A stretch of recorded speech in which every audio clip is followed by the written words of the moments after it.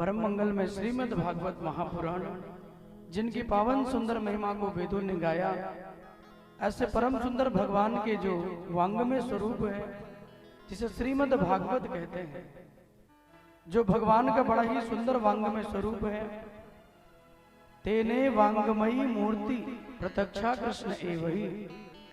संतों ने कहा कि कलयुग में भागवत को भगवान ही मानना चाहिए, क्योंकि भागवत और भगवान दोनों में कोई अंतर नहीं है। भगवान का ही तेज भागवत बन के आया है। श्रीमद् भागवता क्योयम प्रतीक्षा कृष्ण एवही, यस्या श्रवण मात्रेण हर्षचित्तम समाश्रयेत। सुखदेव जी महाराज ने कहा कि परीक्षित, कलयुग में भागवत और भगवान में कोई अंतर नहीं, क्योंकि भगवान का स्वरूप ही कलयुग में भागवत के रूप में आया है। और जिनमें अकेले केवल भगवान कृष्ण ही नहीं, अपितु श्याम सुंदर और राधा रानी दोनों का जो वांगमय स्वरूप है वो श्रीमद् भागवत है। इसलिए भागवत के महात्म के प्रथम श्लोक में ही राधा रानी और श्याम सुंदर दोनों को प्रणाम किया गया, अकेले भगवान को प्रणाम नहीं किया गया। सुखदेव जी महाराज कहते हैं कि परीक्षित, बिना राधा के भागवत संपूर्ण नहीं होते। राधा तत्व ना हो, शक्ति ना हो तो ब्रह्म की उपासना कौन करेगा? शक्ति ना हो तो सृष्टि का आधार कैसे बनेगा? मां ना हो तो आगे संतति कैसे बढ़ेगी? इसलिए पहले सीता, बाद में राम, पहले राधे, बाद में कृष्ण। शक्ति की उपासना पहले संतों ने की, बाद में ब्रह्म की उपासना की। इसलिए वेदव्यास जी महाराज ने भी भागवत के प्रथम श्लोक में ही भगवान के चरणों में प्रणाम किया। सच्चिदानंद रूपाय विश्वोत्पत्त्यादि हेतवे तापत्रय विनाशाय श्री कृष्णाय वयम नमः। श्री कृष्णाय वयम नमः। सतचित घन आनंद के जो स्वरूप है भगवान श्याम सुंदर, सत माने जो कभी मिटे ना, जो कभी समाप्त ना हो, जिनकी महिमा तीनों कालों में गाई जाए और जिनकी सत्ता भूत भविष्य वर्तमान तीनों में विराजमान रहे, वो है सत। सत माने ध्रुव, ध्रुव माने अखंड, जो कभी मिटे ना, जो अटल सत्य है। और आप सब भी जानते हैं संसार में अटल सत्य तो केवल भगवान का नाम ही है, केवल भगवान ही है। इसलिए कहा गया सत। सत माने जो कभी मिटे ना, जो आज भी हैं, जो कल भी थे और जो कल भी रहेंगे, जो आगे भी विराजमान होंगे, उनको कहा गया तीनों कालों में विराजमान रहने वाले सच्चिदानंद भगवान। चित्त माने हमारा हृदय, अनेक प्रकार की अशुद्धियों से हृदय भर जाता है, इसलिए भगवान को रहने योग्य व्यक्ति के हृदय में स्थान नहीं मिलता। जिन भी प्रभु को आप मानते हो, उनको रहने का एक ही स्थान है, आपका हृदय। हृदय में भगवान का वास होता है, इसलिए हृदय को हमेशा पवित्र बनाइए। हमारे यहाँ वृंदावन में संतों ने कहा कि शरीर के द्वारा दुनिया की जितनी सेवा करनी है वो कर ले, तन के द्वारा दुनिया को जितना रिझाना है वो रिझा लें।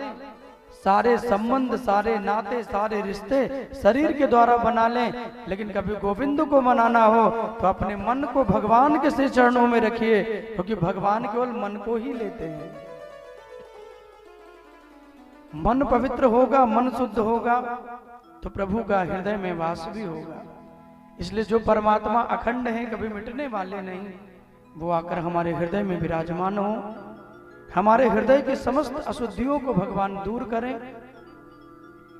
और घन आनंद, जिनका नाम इतना पवित्र और इतना पावन है कि जब व्यक्ति अपनी वाणी से भगवत नाम लेता है तो उसके जीवन के जितने पाप होते हैं उन्हें भगवान जला के भस्म कर देते हैं। ऐसा नाम श्रवण और नाम गायन की महिमा है। इसलिए वेद व्यास जी ने भागवत के अंतिम श्लोक में लिखा कि नाम संकीर्तनम यस्य सर्व पाप प्रणाशनम प्रणामो दुख समनस्तम नमामिं हरिं परम। वेद व्यास जी महाराज ने इन श्लोक को लिख के अपनी लेखनी को तोड़ दिया। नाम संकीर्तनम यस्य, सबसे बड़ा जो साधन है ना वो नाम संकीर्तन का है। कलयुग में और कोई साधन बने ना बने, क्योंकि ना तो तपस्या हो सकती है, ना तो घंटों बैठ के भगवान की माला आराधना हो सकती है। फिर क्या साधन है? बोले नाम संकीर्तन। कलयुग में व्यक्ति के लिए एक बड़ा पवित्र और बड़ा सरल साधन है, वो है नाम कीर्तन का। तुम जहां भी बैठे हो, जिस अवस्था में भी बैठे हो, कोई रोगी भी है और अपने चारपाई पे लेटा है तो भगवान का नाम वहां लेटे लेटे भी ले सकता है। इतनी प्यारी भगवान की व्यवस्था है। जो जहां जिस अवस्था में है वहीं भगवत नाम का उच्चारण करें, और उनकी वाणी जब भगवत नाम को गाएगी मेरे भाई बहन, तो नाम गाते ही उनके जीवन के समस्त पाप जल के भस्म हो जाते हैं। अजामिल ने केवल अपने बेटे का नाम नारायण रख दिया, तो उस पुत्र में अजामिल की इतनी आसक्ति हो गई, इतनी मोह हो गई, इतनी ममता हो गई ना, कि अब उस अपने बेटे को अजामिल छोड़ता ही नहीं। हे नारायण आओ भोजन करो, हे नारायण मेरे पास आओ, हे नारायण ये करो, हे नारायण यहां आओ। दिन रात 24 घंटे नारायण नारायण जपने लगा। यहाँ भगवान अपने भक्ति की डायरी में उस भक्त के नाम संकीर्तन को लिखने लगे कि रोज मेरा इतनी बार नाम लेता है। लक्ष्मी जी ने कहा कमाल करते हो प्रभु, नाम तो अपने पुत्र का ले रहा है और आप अपना नाम समझ के भक्ति में लिख रहे हो। तब भगवान ने एक बड़ा प्यारा वचन कहा, देवी कोई मेरा नाम किसी भी प्रकार ले ले, कोई भाव से ले तो मैं कल्याण करता हूं, किसी का भाव ना बने तो भी ठाकुर जी कल्याण कर देते हैं। भाव को भाव अनख आलसहु, नाम जपत मंगल दिसि दसहु। कोई भाव से ले ले तो भगवान प्रसन्न हो जाते हैं, लेकिन किसी का भाव ना बने तो भी नाम जपते रहे। जिस हाल में, जिस चाल में, जिस ढाल में रहो, राधा रमन राधा रमन राधा रमन कहो। जिस परिस्थिति में आप हैं उस परिस्थिति में भगवत नाम लेते रहें। भगवान के नाम गाने का सबसे बड़ा मंत्र यही है। इसलिए नाम संकीर्तन की बड़ी महिमा है। तो सतचित घन आनंद के जो स्वरूप हैं उनका नाम है सच्चिदानंद। बोले सच्चिदानंद भगवान की जय, बोले भागवत महापुराण की जय हो। बोले इनके शरण में आने से क्या होगा और करते क्या है? बोले विश्योत उत्पत्त्यादि हेतवे, विश्योत उत्पत्त्यादि हेतवे, ये दुनिया को बनाते हैं, दुनिया का पालन करते हैं और समय पूरा होने पर दुनिया का संहार भी कर देते हैं।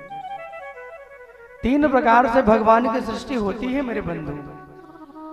ब्रह्मा बन के सृष्टि का सृजन किया, नारायण बन के सृष्टि का पालन किया, और महादेव के रूप में समय पूरा होने पर, प्रलय आने पर सृष्टि का संहार भी कर देते हैं।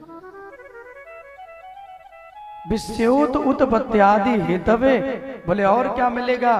बोले तापत्रय विनाशाय श्री कृष्णाय वयं नमः। 3 प्रकार के व्यक्ति के जीवन में दुख होते हैं। किसी को शरीर की पीड़ा का बड़ा दुख है, बड़ा भयंकर रोग हो गया, शुगर हो गया, ब्लड प्रेशर हो गया और न जाने क्या क्या हो गया। अब सामने रसगुल्ला, छेना, मालपुआ सब कुछ रखा है, लेकिन डॉक्टर साहब ने कहा है कि देखना है लेकिन खाना नहीं है। तो ये हो गया शरीर की पीड़ा। व्यक्ति के सामने उसके जीवन में सब कुछ है, लेकिन वो अपने